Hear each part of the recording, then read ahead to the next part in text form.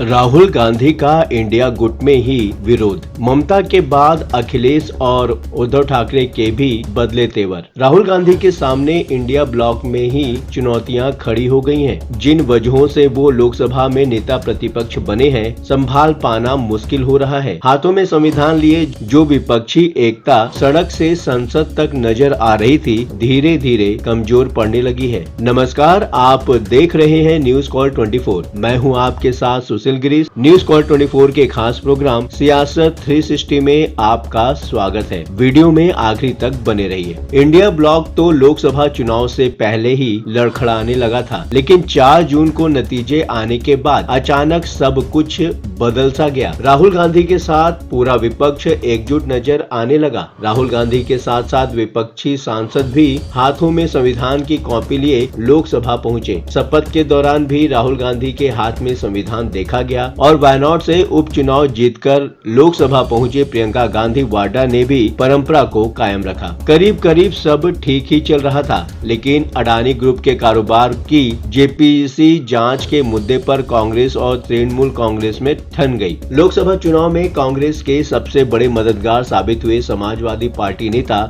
अखिलेश यादव को भी राहुल गांधी का संभल प्लान अच्छा नहीं लगा और उद्धव ठाकरे के मन की बात भी सामना के जरिए सामने आ चुका है। मुद्दे की बात यह है कि जो राहुल गांधी विपक्षी दलों के नेताओं के बूते ही गुजरात तक जाकर बीजेपी को हराने का दावा कर रहे थे, ऐसा लग रहा है जैसे हरियाणा और महाराष्ट्र विधानसभा चुनाव की हार ने एक झटके में 2019 और 2014 वाली स्थिति में पहुंचा दिया है। कांग्रेस को बहुत भारी पड़ने लगा है अडानी का मुद्दा। अडानी ग्रुप के कारोबार की जांच का मुद्दा अब बोझ बनता जा रहा है, लेकिन राहुल गांधी का पसंदीदा सगल होने की वजह से कांग्रेस के लिए इसे छोड़ना भी मुश्किल हो रहा है। कांग्रेस अध्यक्ष मल्लिकार्जुन खड़गे ने 25 और 27 नवंबर को इंडिया ब्लॉक की मीटिंग बुलाई थी, लेकिन तृणमूल कांग्रेस का कोई भी नेता शामिल नहीं हुआ और ये सिलसिला जारी है। 4 दिसंबर को संसद के शीतकालीन सत्र में कांग्रेस की ओर से अडानी का मुद्दा उठाया गया और उसके बाद कांग्रेस और अन्य विपक्षी दलों के सांसदों ने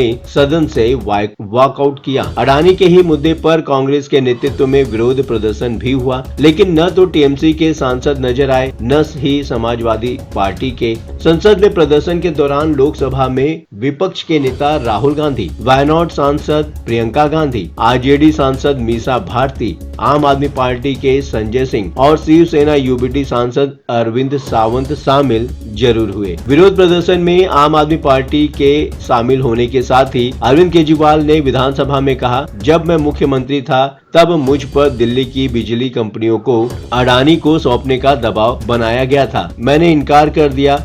मैं सोच रहा था कि शायद इसी वजह से मुझे जेल भेजा गया। संभल जाने का भी सपा को थी आपत्ति। राहुल गांधी और प्रियंका गांधी संभल जाकर हिंसा में मारे गए लोगों के परिवार वालों से मुलाकात करना चाहते थे, लेकिन उनका काफिला पुलिस ने गाजीपुर बॉर्डर पर ही रोक दिया। कांग्रेस का ये कार्यक्रम भी वैसे ही बनाया गया था जैसे हाथरस और लखीमपुर खीरी के लिए बना था, लेकिन समाजवादी पार्टी महासचिव राम गोपाल यादव की प्रतिक्रिया से साफ हो गया कि कांग्रेस की ये कोशिशें अखिलेश यादव को अच्छी नहीं लगी। पहले समाजवादी पार्टी का प्रतिनिधि मंडल भी संभल जाने वाला था। सपा नेता अखिलेश यादव की हिदायत पर 15 नेताओं का एक प्रतिनिधि मंडल संभल जाने वाला था, लेकिन अनुमति नहीं मिली। राम गोपाल यादव का कहना है, कांग्रेस संसद में संभल का मुद्दा नहीं उठा रही है, लेकिन राहुल गांधी संभल जा रहे हैं। अब क्या कहें? राम गोपाल यादव की नजर में कांग्रेस की तरफ से सिर्फ रस्म अदायगी की जा रही है। समाजवादी पार्टी का गुस्सा तो वाजिब लगता है, लेकिन ममता बनर्जी को तो खुश होना चाहिए। कोलकाता के आरजीकर मेडिकल कॉलेज में रेप और मर्डर की घटना के बाद भी राहुल गांधी का कोई दौरा नहीं हुआ। शायद इसलिए भी क्योंकि राहुल गांधी अपनी तरफ से ममता बनर्जी को नाराज नहीं करना चाहते हैं। अधीर रंजन चौधरी तो इसी वजह से पश्चिम बंगाल कांग्रेस के अध्यक्ष पद से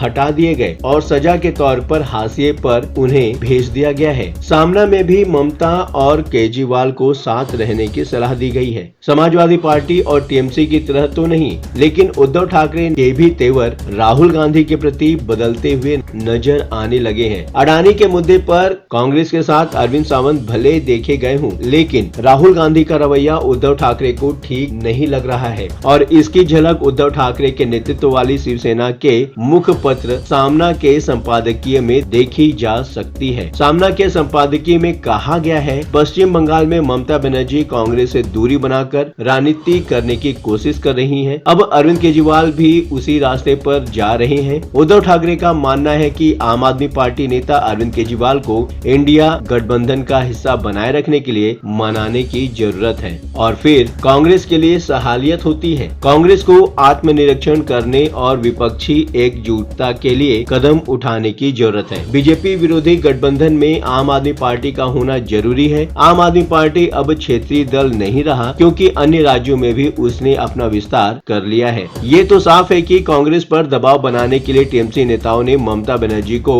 इंडिया ब्लॉक का नेता बनाए जाने की मांग शुरू कर दी है और कांग्रेस ये दबाव कहीं हल्के में न ले, इसलिए कांग्रेस की तरफ से बुलाई जाने वाली विपक्ष की बैठकों और विरोध प्रदर्शनों से भी दूरी बनानी शुरू कर दी है। और अब तो कांग्रेस की मुश्किल ये है कि अखिलेश यादव भी राहुल गांधी से फिर से दूरी बनाने लगे हैं। अब ऐसे माहौल में राहुल गांधी का इंडिया गुट में क्या स्थान रह जाएगा, ये तो आने वाला वक्त बताएगा। आपको क्या लगता है? नई सोच और नए नजरिए के साथ न्यूज कॉल 24 आपको हर खबर के पीछे के असली मायने क्या हो सकते हैं बताने का प्रयास करता है। आप भी अपने विचारों को कमेंट के माध्यम से खुलकर देश व समाज के समक्ष रख सकते हैं। ये प्लेटफॉर्म है जनता का, आपका, आपकी आवाज उठाने का। अब आपकी बात नहीं रहेगी अनसुनी। आपके विचार, आपके सुझाव हमारे लिए मायने रखते हैं। आज के लिए बस इतना ही। लगातार खबरों के लिए बने रहिए न्यूज कॉल 24 के साथ। अभी तक आपने चैनल को सब्सक्राइब नहीं किया है तो देर किस बात की, चैनल को अभी सब्सक्राइब करें और वीडियो का नोटिफिकेशन पाने के लिए बेल का आइकन प्रेस करना बिल्कुल ना भूलें।